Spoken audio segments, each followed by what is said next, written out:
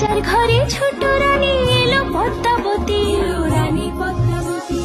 রাজার আরো 6টি রানীর ছিল না সন্তান, পদ্মাবতীর কোলালোতে মিলল সমাধান।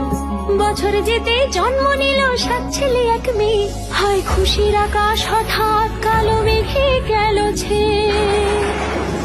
হিংসেতে যায় জ্বলে পুড়ে বাকি 6টি রানী, যুক্তি করে ঘটায় ওরা 7 কুমারের হানি। সুযোগ মতো 7 ছেলেকে মাটিতে দেয় পুঁতে, বাঁচে একা পারুল, ওরা পায় না তাকে ছুতে।